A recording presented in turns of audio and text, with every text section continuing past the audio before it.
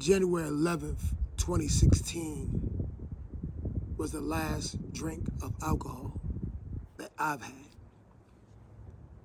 And then I stopped cigarettes like in February the following year, so that'll be like 8 years now with cigarettes, man. One thing I learned over these years is the fact that alcohol was never my problem. Alcohol was my medication for my problems. When I felt away, I ran to alcohol. When I was sad, alcohol. Mad, alcohol. Anything, any emotional grievances, any ups and downs, alcohol was what I latched to get me through those times. But it didn't get me through them. Yeah, I made it through them times, but it just was like throwing gasoline on top of a stovetop. Well, you're already cooking on the stovetop. You're already frying chicken. You just throw gasoline on top of it. So when I stopped, I kind of figured a lot of the issues I had would stop, or I really didn't think about a lot of it. Honestly, I just knew I was out of control, so I needed to stop. And then once I stopped, the thing I had to deal with was the problem still. So if you're ever thinking about quitting whatever vice, or if you have addictions and you're medicating with these addictions, the problems are not going to go away. The problems are going to be there. What's going to happen is this: now you have to face them sober. Now you have to feel them. You have to internalize them. If you have anxiety, you used to drink to kind of calm you down. Now you got to feel that. Now you got to understand it's going to be a thing where it's going to be so uncomfortable. Your little, for the comfort, your little, can't get that no more. And I'm just talking about alcohol specifically because alcohol is for celebration. That's it.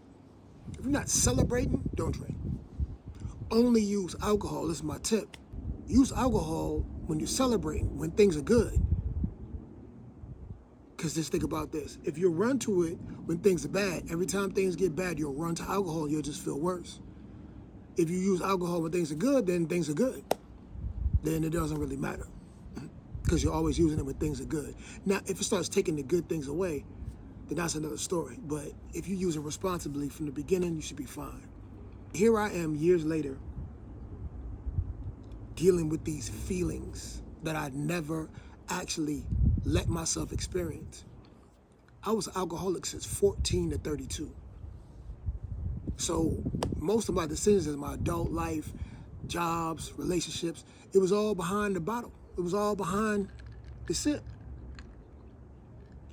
It was all behind it. So now, at this later stage,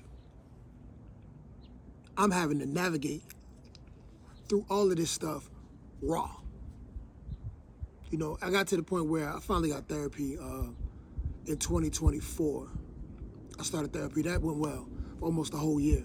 You know, you go through these things where you're talking to yourself and you think something's wrong with you, or why I'm like this and why I'm like that.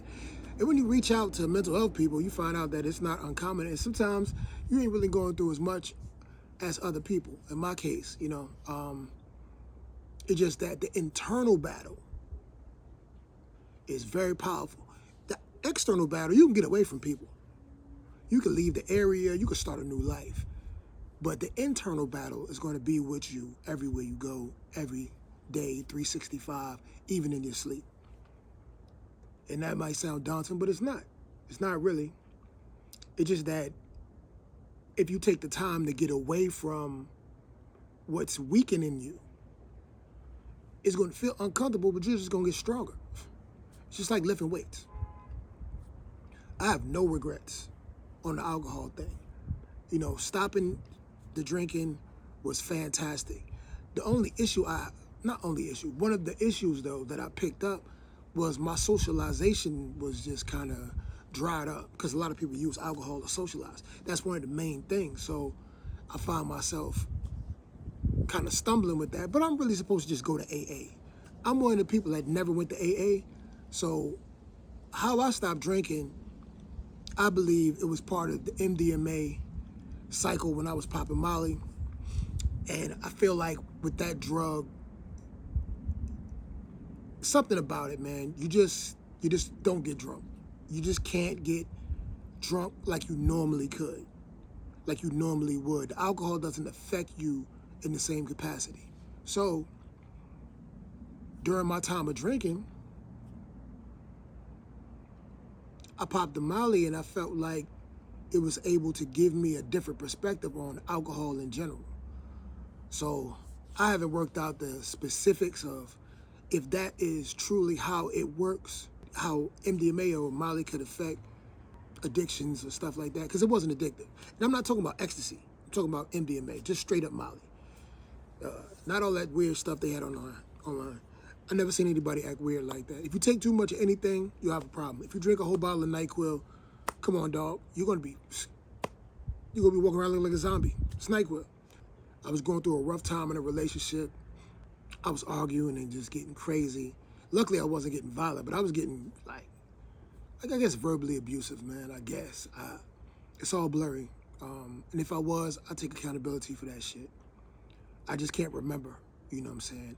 I know everybody was drinking. She was, I don't want to say alcoholic. I don't want to put that tag on her. But, you know what I mean? We were drinking all the time. There was a bunch of shit going on. We in the hood. We in the Bronx, South Bronx. So, you know what I mean? We was street people. But fast forward, I stopped drinking. I went through a series of events that I had to force and try. And it seemed like anywhere I went, the alcohol would follow. Even if I locked myself in a room, somebody knocked on my door one time, had a cup of alcohol for me. I didn't even know nobody else was in the house. Like that shit was crazy, but so many times, you know. And then you just tell yourself, I'll just take a sip. Or you know, whatever. This thing is the thing that you're using to hold you up. So especially if you're not doing good. Luckily, when I stopped drinking, I was able to start working and doing things and being productive relatively quick. Thanks to my cousin. He stopped drinking. He's got 20 plus years in. He had a great spot for me to be at, you know. That was pivotal. When I left my neighborhood and went over there, things just started blossoming. So, and I'm saying all this to say, work on you. Yeah, some of us might need a little external here and there. But the more you work on you, the more you let you and accept your whatever's going on, your doubts, your fears, anxiety, your anger, accept it. You know, you mad, like I'm mad. There's people around you shouldn't question you, you're mad. Now you should know what you do with that madness, what you do with that sad, what you do with this shit. That's what I mean. Do something different with it. Don't run the alcohol. Don't do this, don't do that. Because those things are just, you're not going to go anywhere with it. It's not going to lead you anywhere. You know? Like I said, man, I'm not preaching to anybody. This is for people that want to hear this. If you fine with what you're doing, man, yo, I ain't going to stop you, man. You know, take care of yourself, take care of your health. I hope that you do that, but it's not on me. You know, I'm just talking to the people that might be wanting some kind of advice, wanting some kind of encouragement to get to like, all right, this shit is ruining my life, or it's getting in the way, or I feel like I don't like being under the control of something else. That's ultimately how I feel. I don't like being under the control of anybody or anything. I don't like that shit. And being under control, alcohol, cigarettes, like you felt like, you know, and I still have other things I'm working on in my life. You got food, you got all kind of stuff. People have porn addictions, like it's mad stuff that we have to battle in this modern times. So, you know, you start knocking one out at a time, man. You know? If that's what you want to do, if you're comfortable and happy the way it's going, even if it's not going good, if you just feel like, all right, this is the way I'm going to rock out, you made your decision, all right. But you can always change your mind, you know that. You ain't never really got to go whatever path you on. You can be like, you know what, man, I'm going to turn this way. I'm going to turn that way. You know what I mean? If anybody that hears this, you know, want to reach out and get some information, like I ain't selling nothing. I'm just saying this because this is well overdue. And I'm probably going to do way more videos than this. This is like one. This is version 1. I'll take this and I'll get a better message and I'll package it up into something that, you know, Might have some steps or might have some tips or whatever like that, but I just wanted to talk to people and just get that off. Like,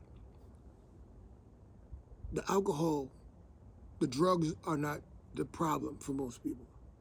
It's a problem, and that's why they're on drugs. So to get off drugs, you still got to deal with the problem. And that's fine, but just be prepared to deal with the problem. My biggest thing with that is let yourself feel the pain or whatever. Just let yourself sit in it. Yeah, it's going to be crazy. But over and over again, as you sitting with it, as you're just letting your mind understand, this is the feeling. This is the thing I've been running from. Ah, okay. It just sit. It might take you years. It might take you years to really grasp it. In between that time, sometimes you'll struggle.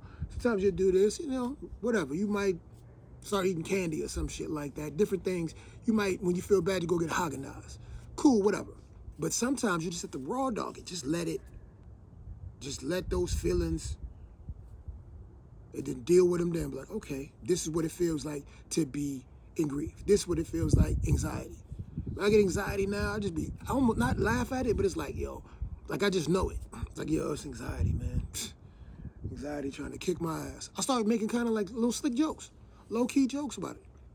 Because at the end of the day, these feelings aren't you. You feel these things, but these things aren't you. You're not the feelings. We have a mind, a body, and a soul. We're three. Sometimes they're not on the same page. But thoughts are just like information streams. They're not always cultivated from your mind. They get downloaded into your mind. We all share one giant consciousness, one giant awareness. And we're all, even Earth, we're all accepting this information at the same time. So sometimes you have the same thoughts as somebody, same ideas, a song or play that you already had in your mind, so forth and so on. You think about somebody, they call you. We're all connected. What I had to understand, what I had to come to grips with, God is not external. People said it for years. I didn't understand it. It took me to get to be like, in this age now, in my 40s, to understand the physical world is the physical world. And we can see it and touch it. We can't feel the spiritual world. We can't feel our souls or our spirits. It's not tangible in the material sense. It's internal. Our spirit, our soul is inside us. God, the main character in this existence, is God. We're all in a hierarchy under God. This God is the Most High, and everything else exists under God. God is a spirit. God is the largest soul, the soul that we're all tapping our life force from. But if the spirit world is internal, I had to think one day, is the spirit world internal? All right, this is the external world. This is physical shit. Sky and all that is physical. We can see this, we can touch this stuff. Internal world is spiritual world. If God is a spirit, you don't experience God on the outside like that. You experience God on the inside. So looking inward. So dealing with afflictions, addictions, inward. Do the inner work. God is in here. God is literally in our DNA. That's one thing, right? That is the physical representation of God. Our DNA, our look, the animals, all this stuff like that. But where you're going to have the communication, the biggest one is going to be here. It's got to learn to communicate. Learn to listen, learn to follow, learn to accept what you hear. And from there, the journey begins.